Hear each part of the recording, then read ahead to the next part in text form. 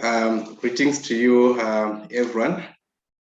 Welcome on this important webinar, where we are going to have our discussion on Chinese investments in African agriculture, insights from Agriculture Technology Demonstration Centers, ATDCs.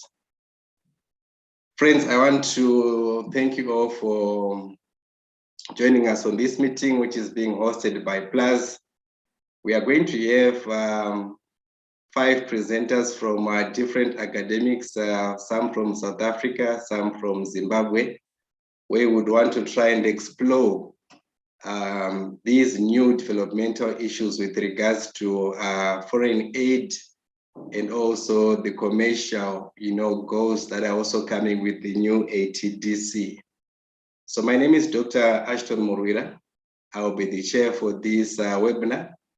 I'm from Africa University, a senior lecturer in the College of Business, Leadership and Governance at the Africa University. So I'll be chairing this webinar. And with me this afternoon for this hour, we are going to have 5 speakers, namely Dr. George Mdimo from PLUS. We are also going to have Mr. Edmo Mandiranga from China, Agricultural University of Technology. We're also going to have Dr. Blesmo Simura. We're also going to have Dr. Nkumba Mwalimba from Zambia, and Mr. Elias Nafima Shayamombe from Tswana University of Technology in South Africa. So without wasting much of our time, I just want to invite our first speaker for this afternoon, that is Dr. George Mdimo from PLUS, to give us some opening remarks and also make his presentation. Then from there, we are going to have Edmo Mandiranga to give us their presentation. So Dr. George Mdimo, please, can you take over the floor? Thank you so much, Dr. Murwira, and good afternoon, good morning, wherever you are.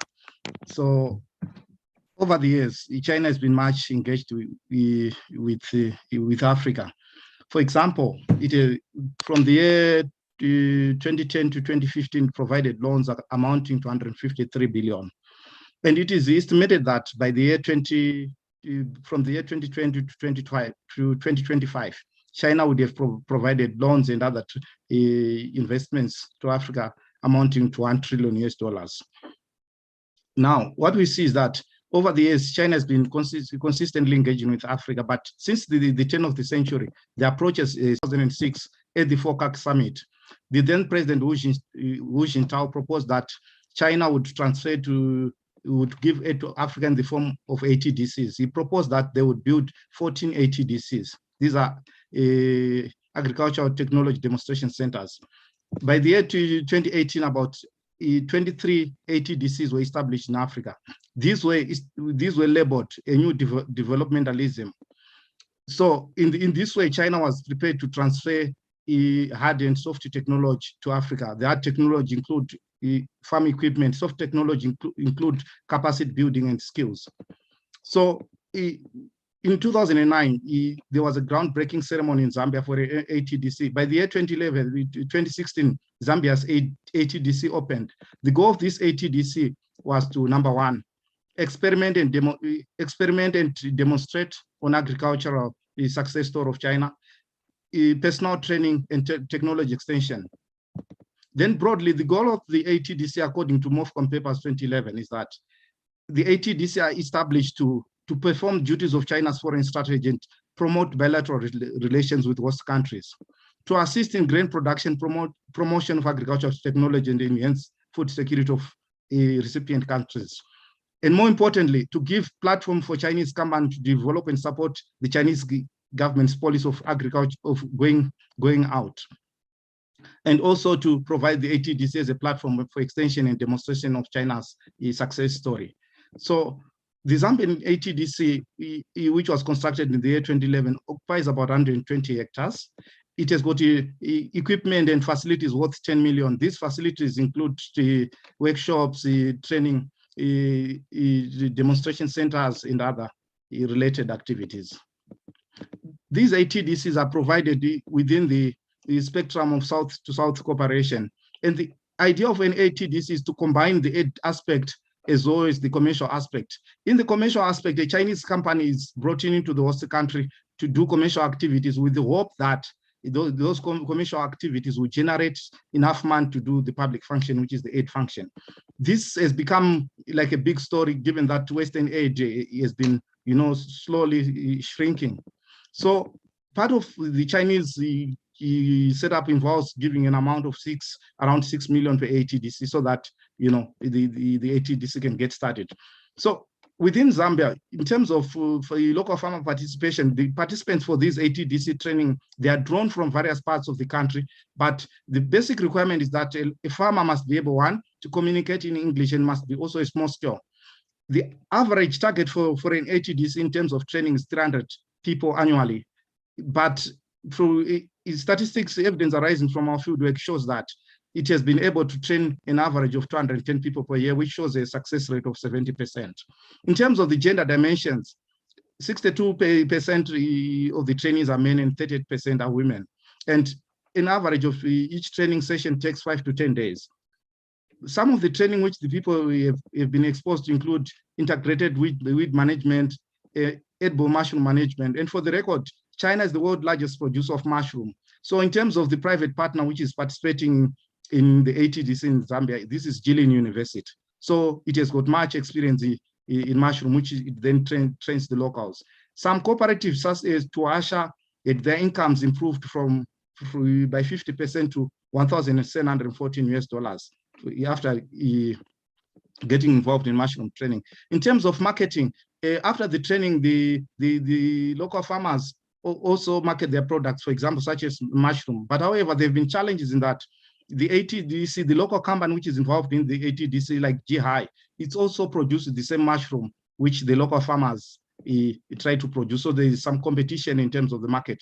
So the ATDC is crafted on the pretext of a win-win cooperation. So ideally, someone would expect the local farmers to export to China, but records so far suggest that only 10% of agricultural products from the ATDC reach the Chinese market. Therefore, one can argue that the international market, particularly the Chinese, has not been so open to the local ATDC farmers who are trained.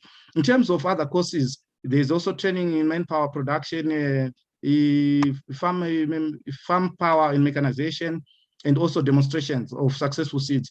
For the record, China has been able, through the ATDC, to test new seed and recommend them for uptake by local farmers. In terms of production, the production for maize, for example, is 7 tons per hectare, which is done at the ATDC, whereas local farmers just do 1.5 metric tons per hectare. So this success story is also shared by the ATDC. And there's also the issue of multiplier effect. The farmers who are trained at the ATDC, it is envisaged that they will also train other farmers. This has also been recorded, with some extension officers saying that they trained other farmers, but this has not always been a success due to other limitations, such as lack of infrastructure in their respective districts. So the key question now is, what are the implications of this model in terms of agriculture policy? What we see in terms of Zambia, the National Agriculture Policy emphasizes that much emphasis is to be done on the major crops, which Zambia is a comparative advantage. But what we see in terms of the ATDC, we see an overemphasis in crops which the Chinese partner has, such as maize, which doesn't form 2% of Zambia's food consumption. In addition, there is also the exclusion of locals in terms of the decision making on what kind of training to be done. But as for lowering the prices of agricultural products, is still a long way to go, because the ATDC doesn't promote mass production. So Zambia has not yet reached that critical mass to lower the prices of agricultural products. But what we see largely is that the ATDC has transformed, how agriculture aid is delivered, in that there's the idea that there will be sustainability post the implementation of the project. So what we then see is that, whilst popular narratives are that the Chinese have, displaced the Zambians and other, evidence shows that there's limited elite capture of these ATDC projects. In addition, the tendencies of neo-imperialism are not there if we draw from broader studies, which shows that China only draws 6% of her resources from Africa. And in terms of trade patterns, China trades more with Europe and Australia. Therefore, if one were to sustain the neo-imperialism ideology, kind of thinking, this cannot be more sustainable, and we cannot hold water with regards to the ATDC. But overall, the ATDC, we cannot say it's really a new model of delivering aid yet, because it has not been widely accepted, though there are chances and tendencies by other countries such as Germany, which has got another German ATDC 60 km away from Lusaka. Thank you, Chair. Thank you. I'll end here.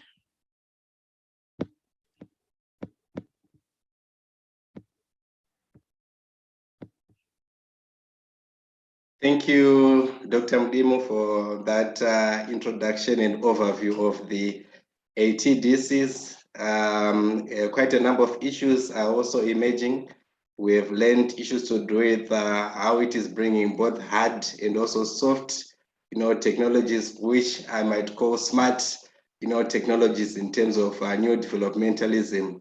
Issues to do with gender have also come out, from the presentation, and market access. And what is a bit worrisome is that in terms of women, they are less represented in these new models. So friends, I just want to encourage you to say, if you have any questions that you may want to pose to Dr. Mdimo, please just type them on the question and answer, or some can also post them on the chat floor. Then we have a question and answer later on, where we'll read out the questions and the panelists will respond to your questions.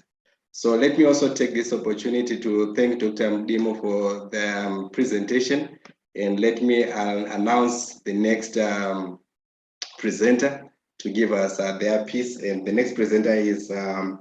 Edmore Mandiranga. So Mr. Edmore Mandiranga, over to you. Thank you.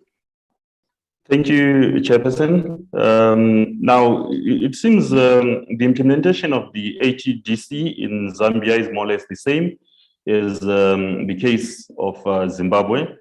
Now, in the Zimbabwean context, we have seen the training of about 3,000 farmers, that is peasant farmers, through the ATDC concept, which is dubbed New Developmentalism. That is provides a mix of Chinese aid as well as Chinese commercial interests in Zimbabwe, that is with regards to the agricultural sector. Now, the Chinese investment in agriculture is not limited to ATDC, though of course the emphasis on ATDC is the issue of the technology that is hard and soft technology. Though, of course, there is a concern in terms of the transfer of technology, that is, there is more of the bringing in of already finished machinery. There is no real transfer in terms of how that machinery can be manufactured within the country. Now, looking into the issues of bilateral arrangements between Zimbabwe and the Chinese government, on agricultural investments, there are bilateral agreements that have been there. For instance, the Zimbabwean government got into a partnership or agreement, the Sino-Zimbabwe agricultural deal, which saw the Anhui state farmers leasing 7 farms in Zimbabwe, that is in 2010. However, by 2021, the Anhui farmers only had been cultivating 3 farms. The major aspect that was being raised, which is the major challenge, was the issue of electricity and water supplies. So there's been erratic electricity supplies, which made the productivity very low, and therefore the cutting down of the hectarage from the 1,000 hectares, 7 farms, to just 3 farms. Now, currently there's a deal that is still in the pipeline between the Chinese Leso Group, which intends to bring in the issue of irrigation in order to try and combat the challenges of water supply. So this is a deal that is yet to materialize, or rather to bear fruit. Then there is the aspect of the Chinese investment focusing primarily on contract farming, which in essence, although you'd find that this let me switch off my camera to maybe enhance on the network. So I was pointing out that with regards to the contract farming, there's more like the labor and capital relationship, where the Chinese investors are hell-bent on more like an exploitation of labor, because on the contract farming arrangements, the farmers who are the owners of the land ultimately get very little out of the deal, while the investors reap much of the benefits from the contract farming arrangements. So there's probably a need for the review of the contract farming arrangement. Fine, there's we need to understand that the farmers do benefit in terms of agricultural finance, considering the fact that there was capital flight and the lack of investment from the Western countries due to the land reform program. But all the same, there has to be a win-win situation when it comes to agricultural investment. And there is also a bit of emphasis on cash crops rather than on food crops, despite the fact that the investment seems to be bent on trying to improve food security. So those are some of the concerns that should be addressed in order for the arrangements to result in a win-win situation. Thank you, Dr. Muruvira. That will be my presentation.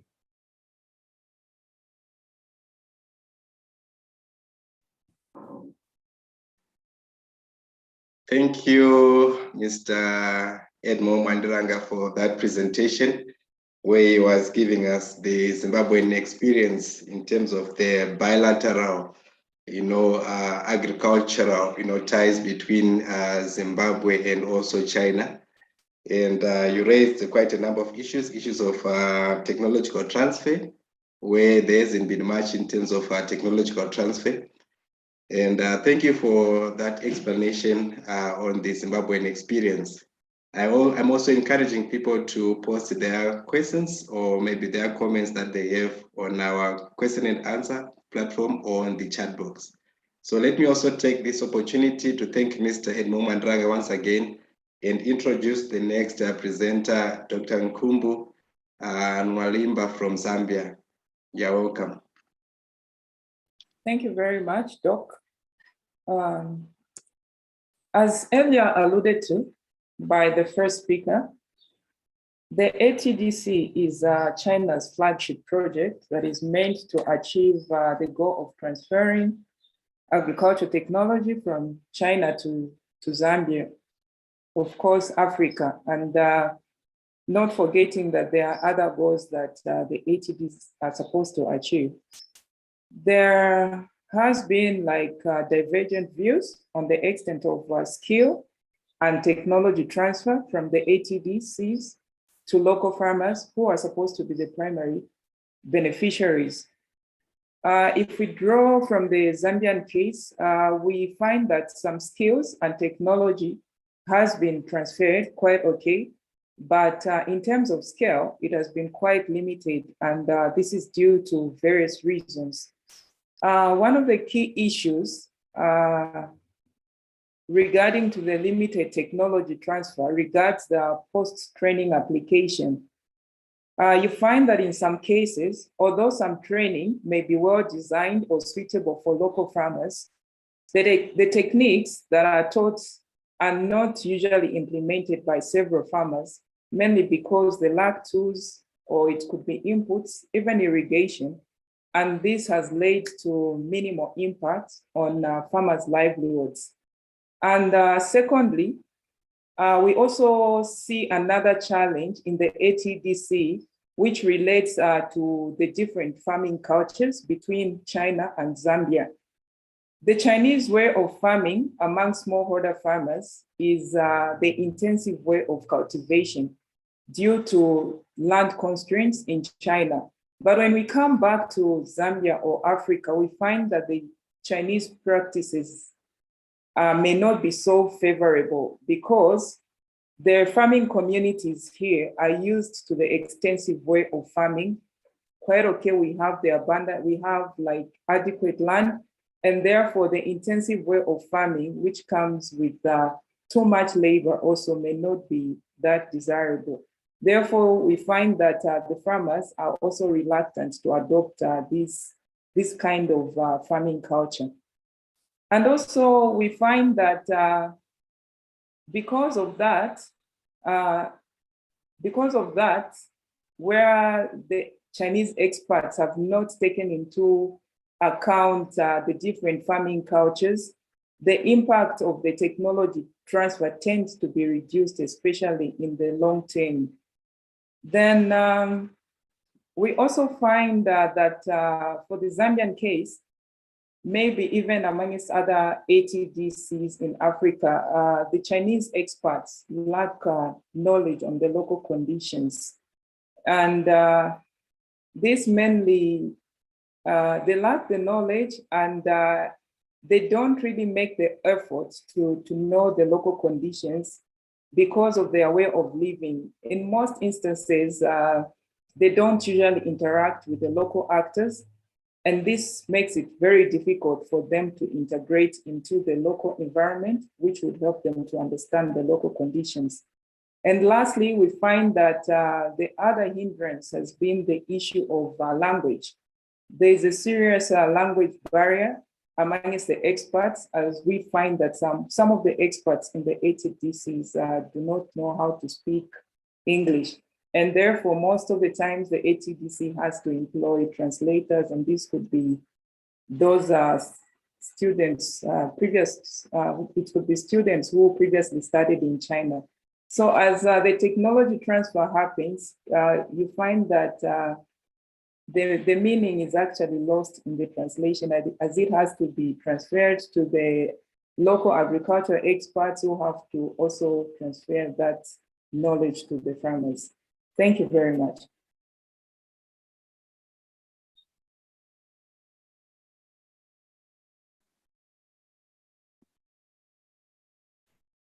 Thank you, Dr. Nwalimba from Zambia.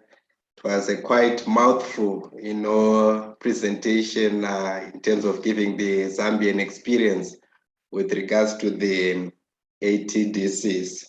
And I've noted a number of issues, which to some extent are exposing, the deficiencies of the ATDCs in Africa.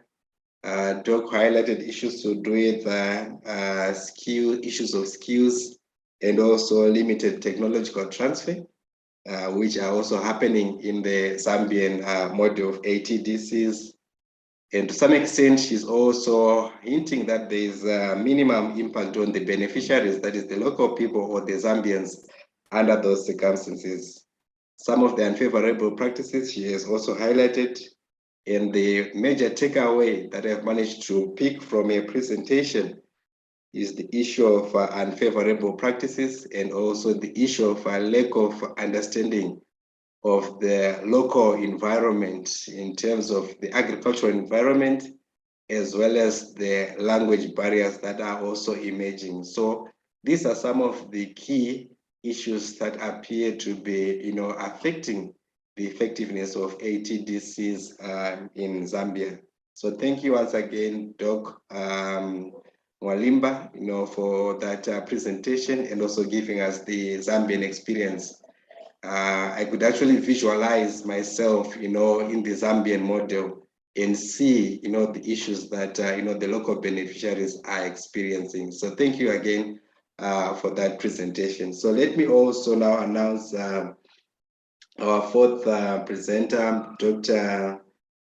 Blessing Simura from Zimbabwe, who is an international relations expert and also an independent researcher, so that he gives us also his thoughts on the ATDC, or what we are referring to as the new developmentalism with regards to aid and also the commercial goals of the ATDs.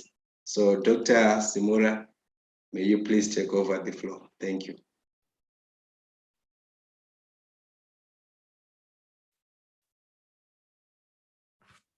Good afternoon, everybody. And thank you, Chair, for giving me the floor. I've been following other presentations from others, and it's quite eye-opening, and we are learning a lot. Given that much has been said, I want to come from the front of international relations section, which is also the section I'm much more versed with. If you look back, Africa has always been a center and ground for contestations, going back into time, even if you want to get back to the coming of colonialism.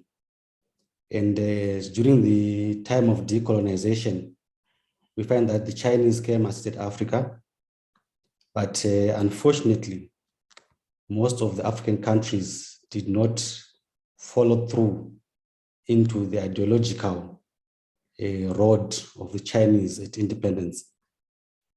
Most of the African countries joined back the clubs which were formed by their former colonial masters, like the Commonwealth and the various currency unions which were formed by the French. And the Americans were also coming in support to shut down the influence of then what was termed as communism.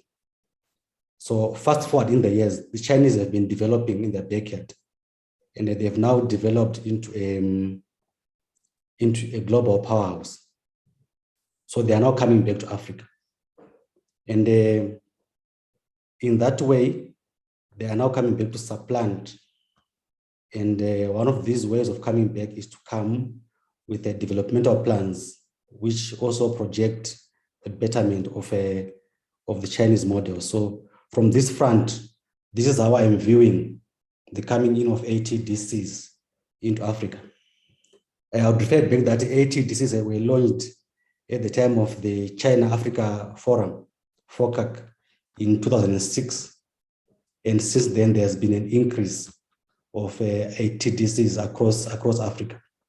And by the manner of their spread, you see that China is moving almost across all the regions on the continent to have a better foothold on the continent, and also to project itself as a better partner against the partnerships which Africa has been having with its former colonial masters.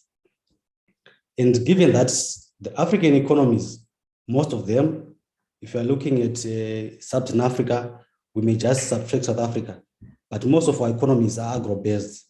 I feel that the Chinese have seen it better to cooperate with Africa and to help us, not really to get a better position with us in the field of agriculture. And this is how I then view them coming in using ATDCs as a means of transferring technology, the hard and soft part of it, to Africa. But the biggest challenge which comes now with aid packages, which has been bringing a lot of money, you must say that, is that there are those elements of lacking an appreciation of dynamics at the ground. For instance, if I look at the Zimbabwean example,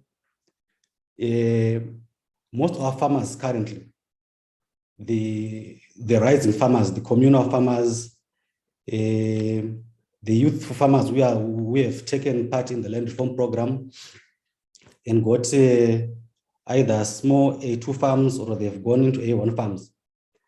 They are now trying to push onto cash crops, which also bring in some quick cash. So I find that there's now been an increase of horticulture production like tomatoes and onions, which are also less capital intensive. Other farmers have gone into tobacco, where the Chinese have also come in. that unfortunately is also noted by Dr. Mdimu. The challenge now has been on the demarcations of sharing the earnings. The contract model has been criticized a lot by a number of researchers, and many farmers have also been crying foul. It has become more like a debt trap where farmers, when they get into these models with the Chinese companies, they think that they are getting into something which will empower them. But at the end of the day, when they go to the contract floors to sell their produce, they come back home. It's best normally they just pay up the debt. But in some worst case scenarios, some farmers come back without even met their obligations. So they carry over the debt to the next season. So these are the models, these are the challenges of the models. And whilst we appreciate, people may appreciate that would need the investment, the challenges of bringing in completed investment, the challenges of bringing in knowledge systems which are not grounded on the thoughts or the experiences of the local people continue to bring challenges, and they may then mean that people will not see the benefits of the investments. So yes, ATDCs have brought in a lot of money in the continent, just as FOCAC itself has brought in a lot of money. And currently the Chinese have now become the biggest financial, they're increasing to become the biggest financial partner of sub-Saharan Africa in terms of giving loans and bringing in projects. But the challenge that are those projects going really to bring development to the person on the ground. So I've been flagged that my time is almost nearing up. So in the interest of time, let me just cut short my presentation. Thank you, Dr. Maria.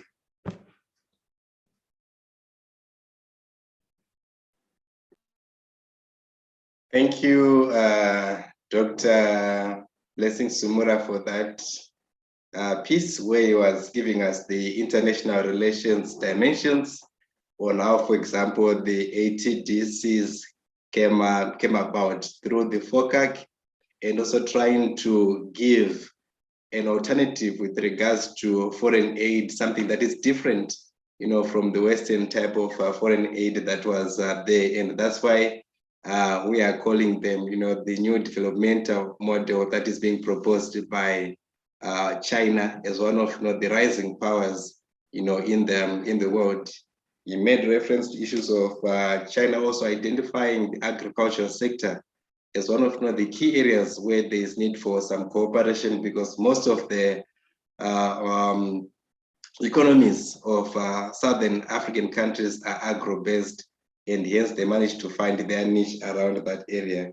Issues of cash crops in Zimbabwe, and also issues of completed investments. So thank you again, Dr. Simora, for that international relations perspective.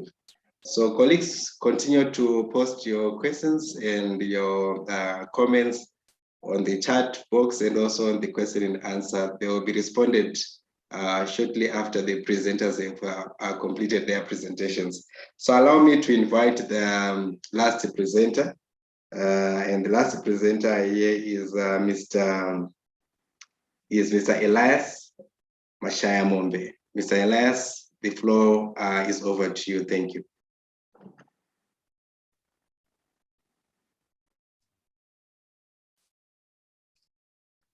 Thank you, Dr. Murwira.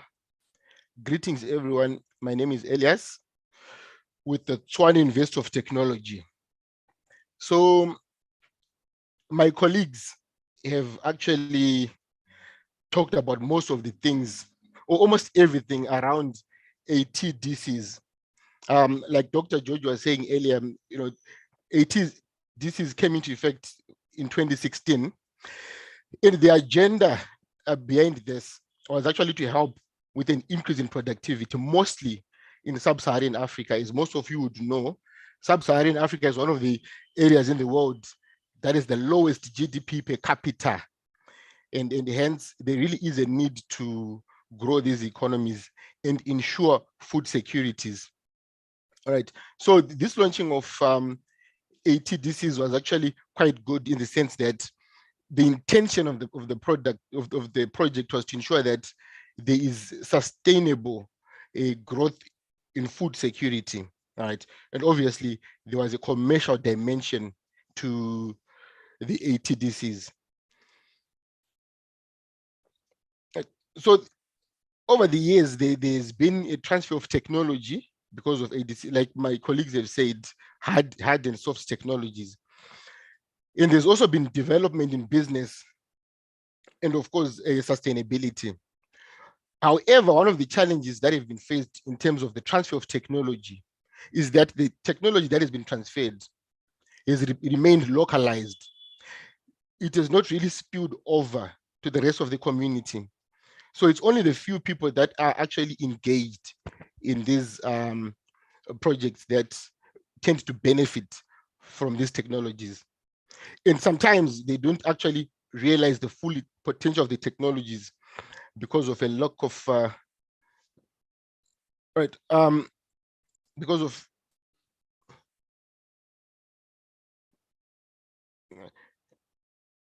a lack of skill. All right, so I've just been asked to turn on my video. I hope you guys can see me. So in terms of ATDs and the way they've been growing, they've actually been a great help in improving the bilateral relations between China and Africa. I'm sure you know the relationship between China and Africa are not really bad. You know, like my previous colleague was talking about, even though sometimes there are negative sentiments from people living within the region, is to the extent to which the involvement of China comes to Africa and the cost to the people and the environment. But overall, according to Zhuang 2019, it has actually helped to maintain and grow these bilateral relations between the continent, Africa, and the Chinese. All right. You know, I think now, because of COVID-19, Africa has faced a lot of challenges, and one of them, food security. It's something that we can't deny. According to Lynch, you know, food security has actually been estimated to be a threat in Africa, being a decrease in agricultural productivity during the COVID time from 2.6% to 7%. Because of that decrease in productivity, you know, because of the lockdowns, people are not exactly going to work, and the death rates are actually quite high. People are not producing much, and that was a huge concern. Because of that decline in productivity, I actually feel that ATDCs can play a bigger role in ensuring food security within the region. As I alluded to earlier, Sub-Saharan Africa is one of the poorest areas in the continent, in the world as a whole. So if ATDCs can actually maybe double their efforts and make sure that whatever they do is sustainable in the long run, they can even move to technologies that help to grow food stuff that can actually sustain people as food, instead of things like tobacco, which have been a challenge in terms of adding value or ensuring finances for those that are involved in those projects. So a lot of other research can be done to see how well these projects can be improved. One of these suggestions by Naluiba is that we can also try and investigate the extent to which looking at different genders and their roles in this, whether Dr. George earlier said 68% of people that are involved are male, 32% are female. But using panel data techniques, we can actually try and isolate these variables and see how effective are the females in these projects, how effective are the males. And then with this kind of information, it's also going to help inform on policy. All right, so thank you guys. And Thank you for listening.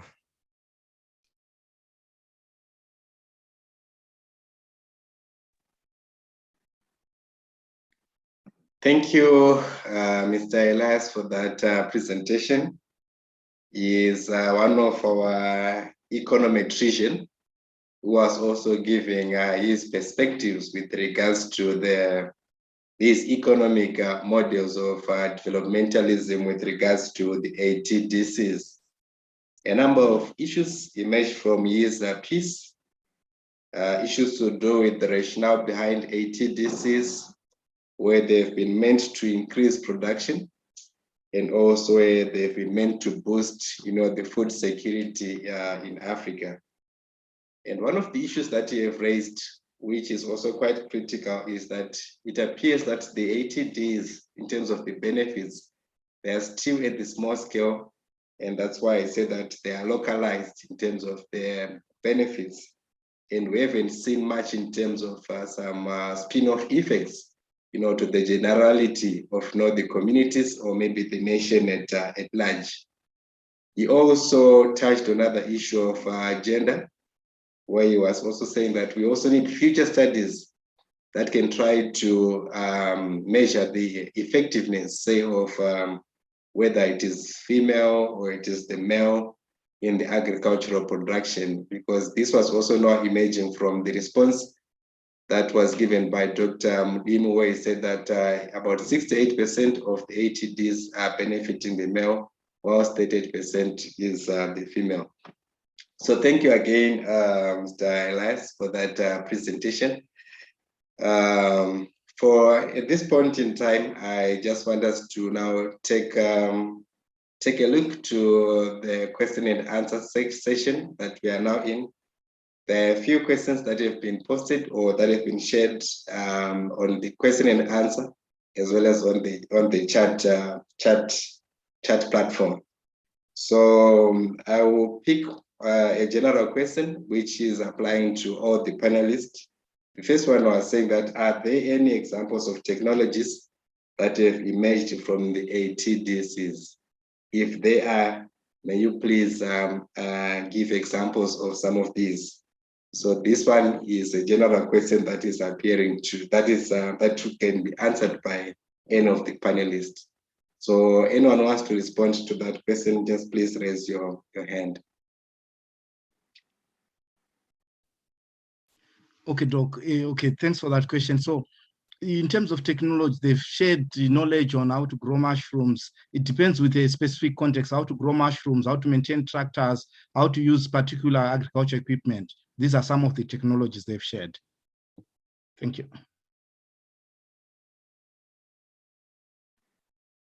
Thank you, Dr. Mdimu.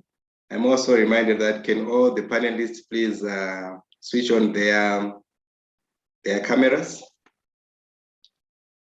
All right, so one of the responses has been issues to do with tractors or equipment that has been used in the farming sector. Then another question, I think, which is also applicable to all the panelists, is that what benefits do the Chinese get from the ATDCs? I'm sure there's an element of mutual dependency that we can draw from the ATDC, but the question now is, what benefits do the Chinese also get from the ATDCs?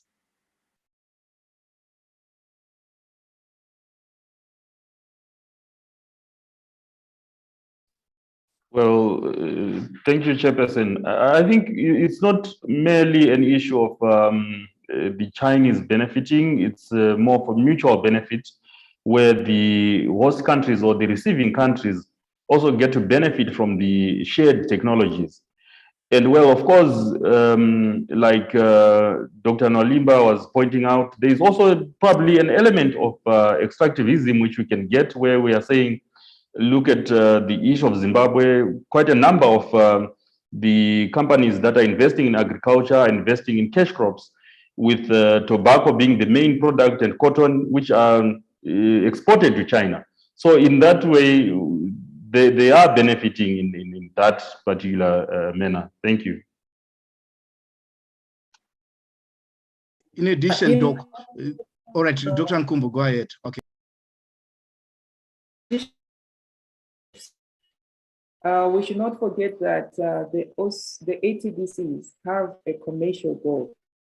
And for the Zambian case, I think this is a platform also for other Chinese companies to gain benefits commercially. For the Zambian case, the ATDC has also been importing machinery from China, like tractors and other related imports, which they sell to the local farmers. So it's an arrangement where the Zambian government gets to benefit and also the Chinese government gets to benefit through its citizens. And also besides that, as the first presenter said, the Zambian ATDC is about 102 hectares. So the ATDC gets to grow more crops beyond the demonstrations that they do, which they can sell. And this is a benefit to the Chinese. Thank you.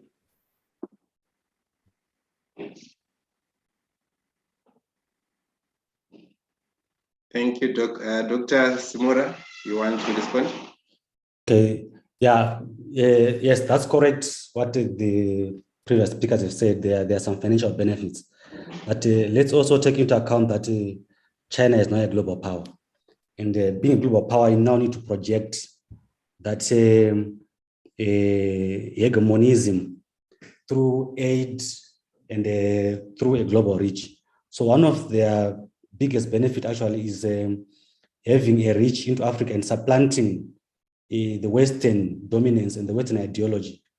If you have to look at global dynamics today, China is now winning over the support of the African governments on its side on various global issues and various debates. And that is coming in from that kind of aid which is given to Africa. Aid is also a way of accessing more alliances and more colleagues in the global international arena. Thank you.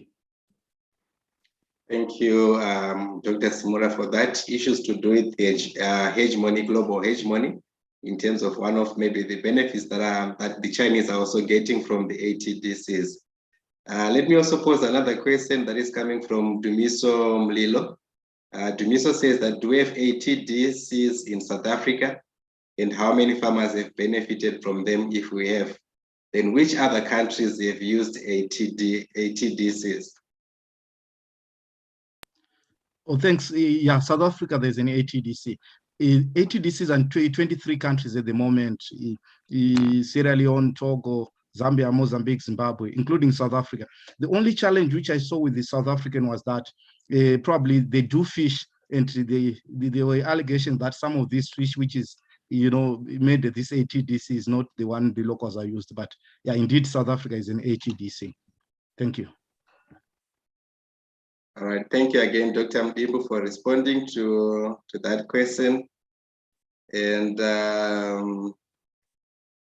there's also another question which is directed to Dr. Malimba, and it's coming from Tena. Tena says that you mentioned culture and conditions, including availability of land and expectations of labor for intensive farming. What role have the techniques or technologies promoted via ATDC's model in the agrarian systems? So could you speak more directly to how this is transferable or this is transformable? So it's what role if these techniques or technologies promoted via the ATDC model played in China's agrarian systems. So could you speak more directly on directly to how this is transferable or transformable for Zambian and other African contexts? So it's directed to Dr. Malimba. You may want to attempt to respond to this person.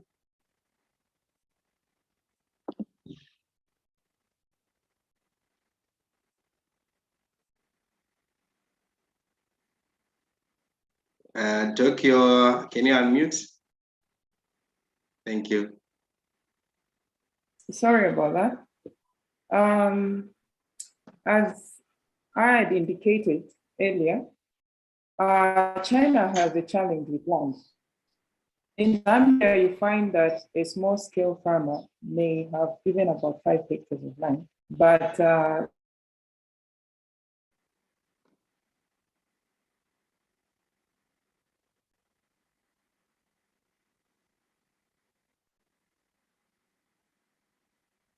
when you go to China, a farmer may even have maybe 0.5 pieces of land in order to feed the youth population. And therefore, they embarked on finding modern ways of farming, which included like using fertilizer. Apart from that, they also developed irrigation. Previously, most of the crop was actually rain-fed, which is still the case in most of the African countries, Zambian inclusive.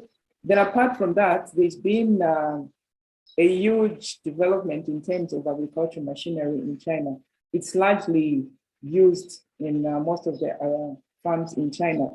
So these have helped very much to actually contribute to the developments that we've seen in China's agriculture. But when we come back to the African context or Zambian context, we find that as much as these say machinery, irrigation are necessary for us to develop our agriculture for smallholder farmers, how many of our smallholder farmers can actually access these things? When you look at the ATDCs, they'll do the demonstrations with improved seed varieties, high inputs. They use a lot of fertilizer, heavy machinery. Quite okay, they'll yield like maybe even 8 metric tons of, they'll yield maybe even 8 metric tons per hectare as compared to what a small scale farmer gets, which could be like maybe even just 1 ton. So quite okay, the ATDCs may be able to demonstrate these at their site, but we see that most of the farmers are not able to access these because they lack the capital. I think that has been the major challenge in terms of relating back to the African context regarding technology transfer. Thank you. Thank you, Doc, for that intervention. This marks, the end of our question and answer, segment. I have a few announcements to make. Some of the questions have also been addressed or answered on the chat box.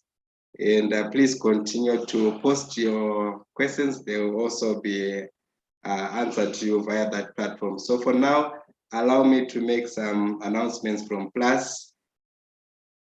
The first announcement is that PLUS has this week released a short film entitled Resilience After COVID-19, Voices from Tanzania's Food System, which is available on YouTube. You're all encouraged to go and log in on YouTube and have access to that film. Then Prof. Moniemba Isaac has a new book out on blue justice, small-scale fisheries in sustainable ocean economy.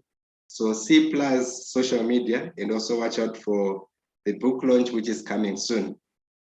Then the third announcement, today's presenter, Dr. George Mudimu, is a co-editor of a new book entitled Capital Penetration and the Peasantry in Southern and Eastern Africa. With 2 other editors, watch PLUS announcements for the book launch and also further discussions on this.